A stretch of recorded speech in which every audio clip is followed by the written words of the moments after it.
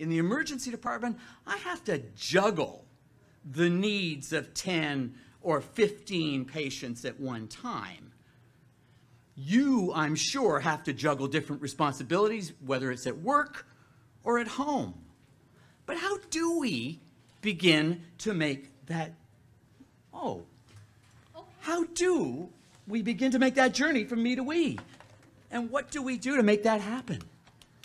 Well, if you want to know how to build a team so that they can juggle several things at once, who better to ask than a couple of professional jugglers? This is Madam Buskerfly on the left and Circus Jonathan. Hi there. In the beginning, our two jugglers, Madam Buskerfly and Circus Jonathan, may look like a team, but they're actually two individuals who are juggling separately. Let's see what happens when they decide to team up as a duo. Now, you may not know this, but the smallest team is a duo. Psychologists, the people who study behavior and love big fancy jargon terms, call a two-person team a dyad. They call themselves a duo.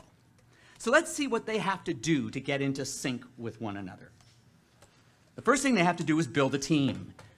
And that is to figure out the talent that they have, the experience that they have, and their preferences. Now, they can't just start juggling together because they have to get to know one another. They encounter challenges that make them drop pins and sometimes even smack one another accidentally, of course. Leadership is critical to forming a solid team of jugglers. And so is followership. They flipped a coin, and Madam Buskerfly is the leader of this duo, and Circus Jonathan is the follower.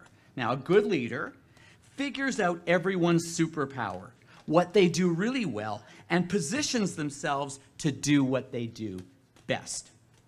A follower points out challenges and even problems with the plan, and the leader listens. That way, two-way, they do that, and what facilitates that is two-way communication. And we're going to get a little demonstration of that right now. Good teammates talk to one another constantly. In the case of jugglers, they use words like up and down. They use the word hup. They communicate with hand signals. That's how jugglers do it. But the point is that whatever you do, every good team needs two-way communication. So now they're talking to each other and they're really starting to work as a team. They're putting effort into getting into sync with one another.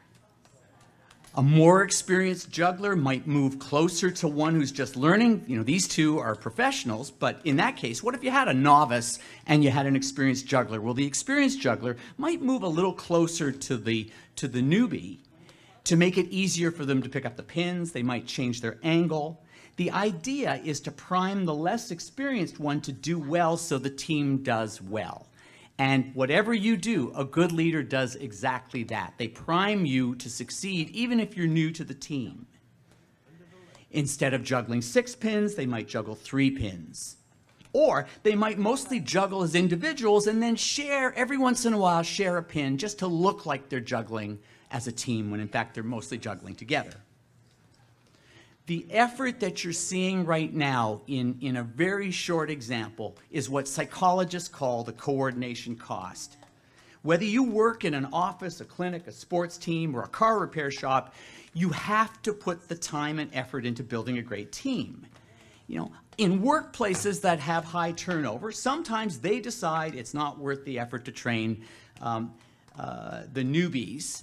I work in a hospital where we train residents and students, and sometimes the working conditions are so stressful that we decide that we don't have time to develop teamwork. The problem with that is that the person who leaves our rotation to move on to the next one hasn't learned the principles of teamwork. It's better if we teach them teamwork so that when they go to their next rotation, they know all about teamwork, and when a newbie comes to our rotation, they've already learned about it and they're ready to fit in. Well, you notice something really neat starting to happen. If you pay that coordination cost, that time, that effort, researchers say that something magical starts to happen. Well, and sometimes it doesn't, but that's okay. Practice makes perfect. Madam Buskerfly and Circus Jonathan have begun to achieve a state called? We're almost at the flow. We're almost at flow. We're almost at flow. I'm actually getting ahead of you guys. Okay. Okay. Yes, we are all prisoners of gravity here. Okay. But this is the point. It takes the effort. And these two guys are two professional jugglers who don't work with one another. They're still talking. See if you can start to notice something magical happening. It's a state called flow. Ultimately, they're going to get into a state where they're in sync with one another so that the juggling looks effortless. Nice. Very nice. Want to do one more little bit? Sorry? Do you want to do one more little bit? Sure. Just for another 30 seconds because I want to get to the last little bit. The reason why I wanted to is that there's a bit of cool science around this. There's a psychologist I interviewed who's in the book who researches teamwork in, of all people, jugglers, and found that if you do MRI scans on two jugglers who are in sync with one another, guess what? The same parts of their brains light up together. They experience as well a sense of pleasure that teams feel when they win a championship, and what healthcare professionals like me feel when we save a life in the emergency department, when surgeons separate Siamese twins or transplant two lungs and a heart, and